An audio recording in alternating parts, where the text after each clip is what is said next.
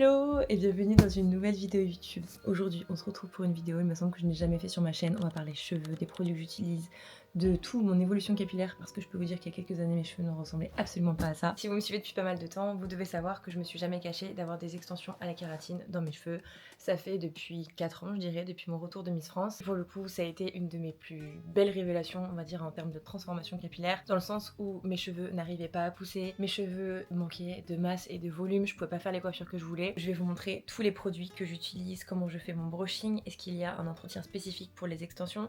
Je peux vous dire que maintenant je suis bien calée dans le sujet parce que ça fait des années et des années que j'en mets. Et mon problème et mon dilemme à l'époque, c'était que mes cheveux naturels n'arrivaient pas à pousser et que je trouvais que je manquais de masse capillaire.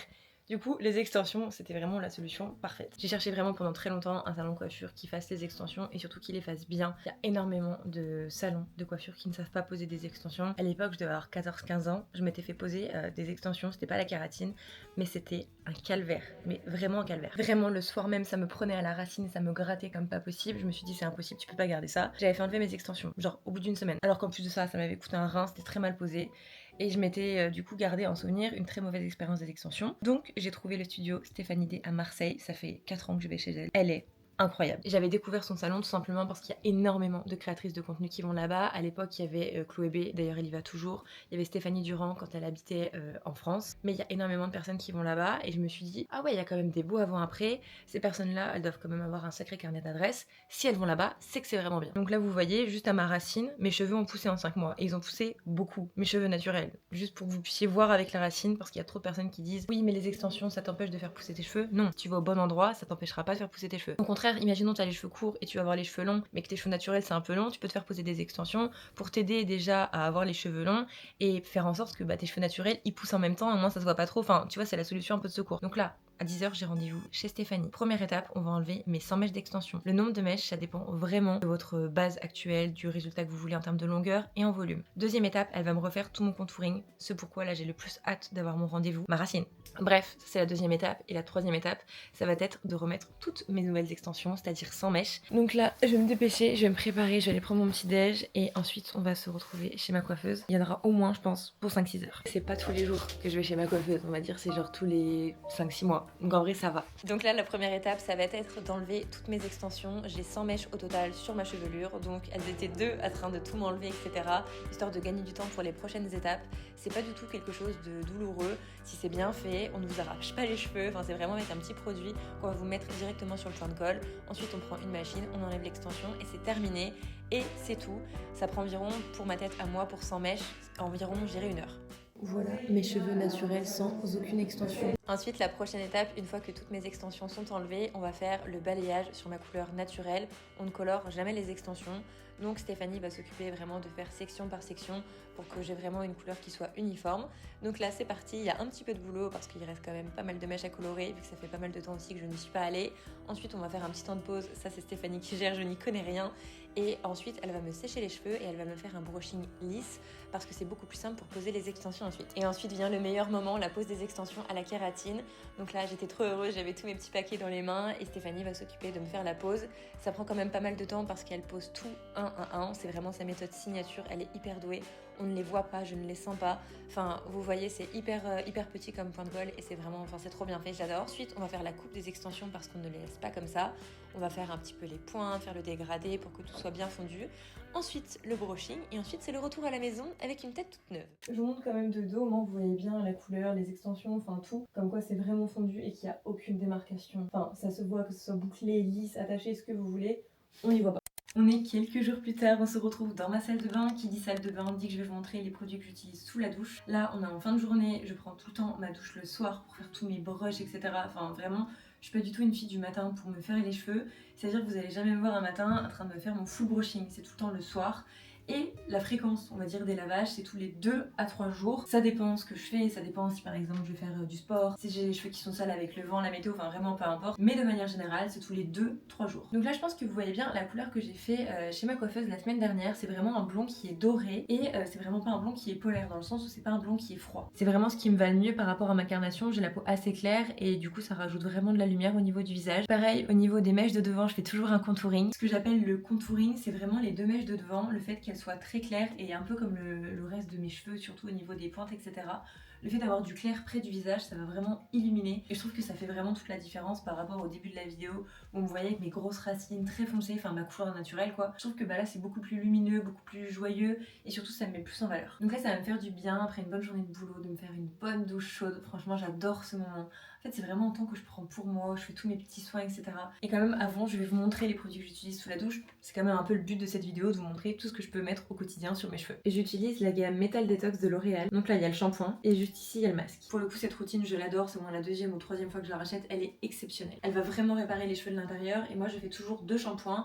Un premier shampoing pour enlever toutes les impuretés et le deuxième shampoing pour avoir tous les bénéfices que promet le shampoing. Et ensuite je fais tout le temps un masque et voilà, c'est la première gamme que j'adore. Ensuite toujours de L'Oréal, il y a ce shampoing violet. Pour le coup vu que je me fais des balayages et que j'ai envie d'entretenir ma couleur, je me fais des shampoings violets mais il n'y a pas vraiment une fréquence auquel je les fais. J'ai trop peur d'en mettre sur les doigts vu qu'il y a du violet et de me tacher vu que je suis tout en blanc. Je vais le poser, ça va éviter les massacres. Non en vrai il n'y a pas forcément de fréquence auquel je fais les shampoings violets, c'est vraiment quand je vois que par exemple mon blond il a une couleur que j'aime pas trop et je vais faire de base le shampoing genre tout seul, genre sans le mélanger à mon shampoing. Ma coiffeuse elle m'a conseillé de mélanger quand même mon shampoing avec un autre pour éviter d'avoir un blond qui soit trop polaire et vraiment garder cet aspect doré que j'aime dans ma couleur. Donc maintenant elle m'a conseillé par exemple de faire une fois par semaine mon shampoing violet et de le mélanger avec mon shampoing classique. Donc là je suis sous la douche, je me fais ma petite routine et ensuite je vous montrerai ce que j'applique sur mes cheveux en sortant de la douche, à savoir que oui j'ai des extensions mais ça ne change absolument pas mon lavage, c'est-à-dire que je me lave les cheveux exactement comme une personne classique, c'est-à-dire que j'ai pas des produits spécifiques à mettre sur mes extensions, c'est comme si c'était mes vrais cheveux. En vrai on pourrait se dire oui mais c'est des extensions, c'est plus compliqué à entretenir, pas du tout, c'est comme si c'était mes vrais cheveux.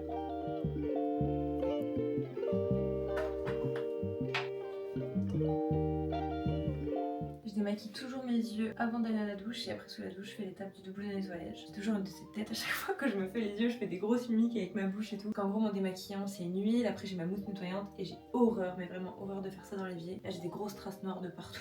Force de me démaquiller avec mon coton, mais après ça sera tout clean, tout net. J'adore cette sensation. Et rien à voir, mais ce soir j'ai envie de forcer Joe regarder un dessin animé que j'ai pas vu depuis la nuit des temps. C'est Roxy Rookie, c'est un Disney. Mais franchement, cette histoire, je me souviens qu'elle était trop belle, mais je me souviens plus de l'histoire. Je sais juste que c'était genre une trop belle histoire et que j'adorais ce dessin animé quand j'étais petite. Mais bien évidemment, on ne peut pas le regarder. En fait, je lui ai montré vite fait la bande-annonce hier que j'ai trouvée sur YouTube. Et en fait, ça lui a pas du tout parlé. Mais en fait, ils ont pas choisi, je pense, le bon moment dans la bande-annonce pour montrer. Enfin, c'était pas le bon truc. Du coup, ça ne lui a absolument pas donné envie. Et je vais regarder Roxy Rookie. Je vais la voir à l'usure. Donc là, je sors de la douche, donc je suis toute démaquillée, j'ai fait tous mes petits soins. La seule chose qui va vraiment différer depuis que j'ai des extensions, c'est le choix de ma brosse. En gros, c'est une brosse de la marque de mes extensions, donc c'est la marque Air Dream. Et c'est génial parce que ça démêle vraiment bien au niveau de la racine, ça abîme pas les extensions, il faut jamais prendre un peigne par exemple pour se coiffer quand on a des extensions parce que le pan de colle il va se prendre dedans. Je pense que là vous voyez bien mais ma peau elle s'est grave améliorée depuis la dernière fois où je vous ai fait la vidéo. J'ai beaucoup moins de cicatrices d'acné donc ça c'est juste incroyable, je suis trop contente. Et j'ai pas changé, c'est toujours la même routine que je vous ai partagée dans ma dernière vidéo YouTube. Donc en gros en sortant de la douche j'applique plusieurs produits. Toujours de la même gamme que je vous ai présenté juste avant, c'est une crème sans rinçage. C'est vraiment un soin qui va hydrater, qui va empêcher les frisottis. Et je sais pas, j'ai l'impression que quand je le mets ce produit mes cheveux ils sont plus beaux. Donc je mélange dans mes mains et j'applique uniquement sur les longueurs. J'ai souvent des torsades comme ça et j'applique bien. Ça m'arrive parfois aussi d'utiliser cette crème de la marque Gisou. En fait, je sais pas quoi en penser de Gisou, dans le sens où j'adore ce produit, j'adore aussi le parfum pour mettre dans les cheveux, mais les produits sous la douche, typiquement le shampoing que j'ai et le masque que j'ai, pas super fan. Genre ça me fait les cheveux, en fait y a rien qui tient. C'est hyper, y a tout qui est lisse, y a aucun brushing qui tient sur mes cheveux. Et moi de manière générale je me fais que des brushings. Donc c'est quand même assez problématique et du coup je sais pas. Ensuite j'ai appliqué ce spray de la marque Wow. Alors ce spray là, il y a des avis qui sont kit ou double à chaque fois de ce que j'avais vu sur TikTok. Moi j'adore. J'en mets surtout sur le bas des cheveux, là où mes cheveux en fait ils ont tendance à gonfler. Par exemple avec l'humidité etc. Du coup je trouve qu'il est génial si on l'utilise correctement. Dans le sens où par exemple si vous l'appliquez et qu'après vous n'allez pas vous sécher les cheveux, le spray apparemment il est inutile. Faut vraiment sécher le produit. Donc c'est ce que je vais faire. Et là maintenant je vais me coiffer. Donc là je vais prendre mon Dyson. Donc là c'est tout bon, je me suis séché les cheveux. Je vais faire du coup l'étape des boucles. Donc là je vais changer d'embout. En gros c'est celui-ci. Et je vais clipper directement. Là c'est tout bon, j'ai terminé de me faire mes boucles, à savoir que vu que je fais mon brushing toujours le soir quand je prends ma douche, je reprends toujours le lendemain matin parce que je dors dessus etc. Ça me garde le volume, mais je dois automatiquement à chaque fois reprendre un petit peu on va dire le bas de mes cheveux. Et typiquement c'est pour ça que le soir aussi je me prends pas la tête, dans le sens où de base je lisserai mes petits cheveux que je vois là sur le côté qui coopèrent pas juste avec le Dyson. À chaque fois j'utilise des plaques sur le haut pour vraiment tout bien fondre et tout bien lisser. Là j'attends on va dire 1 à 2 minutes et je vais casser toutes mes boucles avec ma brosse, la même à chaque chaque fois c'est la brosse du coup des extensions. Donc là je brosse les cheveux et du coup voilà ce que ça donne. Ça fait les cheveux très souples, très volumineux, mais bien évidemment que je reprendrai demain matin en faisant exactement la même chose, en reprenant juste mes boucles comme vous m'avez vu faire, et surtout en lissant un petit peu les cheveux sur la mèche du haut parce que bah là il y en a un peu partout, mais sinon je garde exactement le même principe sur les longueurs. On se retrouve, on est le lendemain matin et on va continuer de parler cheveux puisque je vais vous parler des compléments alimentaires que je prends depuis une semaine. C'est ma coiffeuse qui me les a conseillés. C'est du coup les compléments alimentaires de la marque IG. C'est du coup des compléments alimentaires qui sont censés ralentir la chute des cheveux, favoriser la pousse et surtout densifier mes vrais cheveux naturels. Et ça n'empêche pas le fait que j'ai des extensions, enfin la cure c'est exactement la même chose. Quand j'ai vu du coup l'état de mes cheveux naturels, quand j'ai enlevé mes extensions, ça faisait du coup 5 mois que j'avais pas vu mes cheveux naturels. Et pour le coup, faut être honnête, ils ont pris un coup. J'ai perdu énormément en masse capillaire et je connais la cause, je connais tout ça. Mais là du coup va falloir faire une petite phase d'attaque pour retrouver ce que j'avais auparavant. C'était pas incroyable ce que j'avais avant, mais ce n'était pas l'état de mes cheveux actuellement. En gros je vous en ai parlé, mais cet été j'ai eu un manque de vitamines, de la vitamine B9. Donc c'est des vitamines qu'on retrouve par exemple dans les légumes verts, notamment les lentilles, les haricots il me semble. Et c'est assez difficile pour moi, je sais pas pourquoi, d'avoir un bon niveau en vitamine B9.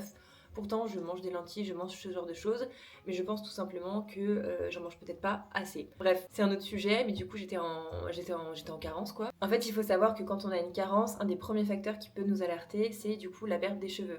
Moi, j'ai toujours perdu un petit peu mes cheveux de façon, on va dire, classique, mais pas à outrance, mais je perdais un petit peu mes cheveux. Et pour le coup, ça m'a pas... Enfin, en fait, je m'en suis pas rendu compte. Je me suis pas rendu compte que je perdais plus mes cheveux qu'habituellement. Et c'était ma coiffeuse, une fois, quand elle m'avait coiffée au bac, elle m'avait dit tu perds un petit peu plus tes cheveux que d'habitude, t'es sûre que tu manques de rien, etc. Je lui ai dit ah non non, mais j'avais pas encore fait ma fameuse prise de sang en fait. Et du coup après quand j'ai fait ma prise de sang parce que j'avais d'autres effets secondaires, je me suis rendu compte et je me suis rappelé de ce que ma coiffeuse m'avait dit, je me suis dit ah oui ok, c'était déjà un premier signal. Et là du coup quand j'ai vu mes cheveux sans extension, sans rien, je me suis rendu compte qu'effectivement j'avais vraiment perdu en masse capillaire et surtout que mes cheveux étaient cassés sur les pointes. C'est-à-dire que ça faisait un petit peu queue de rat, c'était pas joli du tout. Donc là l'objectif c'est de faire 7 cures IG, donc c'est une phase d'attaque. Pour le premier mois c'est 4 gélules. Ensuite pour les 2 prochains mois ça sera 2 gélules, on divise par 2. Et du coup là en attendant je vais prendre cette cure jusqu'à la prochaine fois que je vais me faire enlever et reposer mes extensions, donc dans 5 mois. J'ai pris une photo, donc là je sais à l'instant T à quoi ressemblent mes cheveux, et dans 5 mois grâce à la cure je vais voir à quoi ils ressemblent. Moi je pourrais vraiment vous faire un vrai avant-après qui sera vraiment sur plusieurs mois et je vous en dirai des nouvelles. En tout cas j'espère que cette cure va porter ses fruits.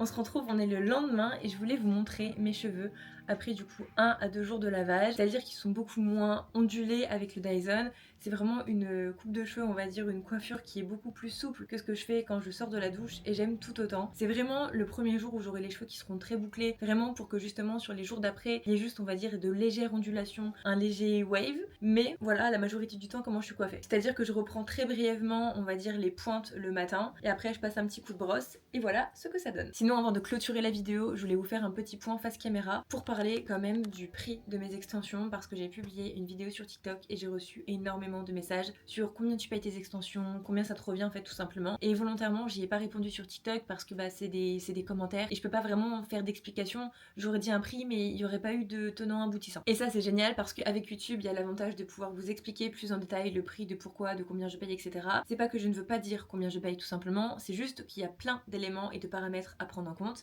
Déjà ça va vraiment dépendre de vos cheveux actuels. Imaginons vous avez un carré et vous avez les cheveux fins et vous voulez les cheveux comme moi, vous en aurez très clairement pour au moins je pense 1500 € si vous allez par exemple dans un bon salon. Parce que très clairement il va falloir vous créer de l'épaisseur, il va falloir aussi combler vu que vous avez les cheveux qui sont très courts, donc vous allez devoir mettre beaucoup de paquets. Et par contre à contrario si par exemple vous avez un carré mais que vous voulez juste un carré un petit peu plus long, juste rajouter un petit peu par exemple de masse et de volume, vous allez diviser le prix par 2 ou par 3. En fait ça va vraiment dépendre de vos cheveux tels qu'ils sont et le résultat que vous attendez. En fait c'est hyper frustrant pour moi parce que j'aimerais vous aider et vous donner le prix à peu près exact de ce que vous allez payer, mais c'est pas du tout possible parce que je ne connais pas vos cheveux et surtout je ne connais pas le résultat que vous souhaitez. Donc moi typiquement par rapport à mes cheveux, la pose que j'ai, etc., je suis aux alentours de 1000 €. Voilà, au moins vous avez une ordre de prix, une ordre de grandeur.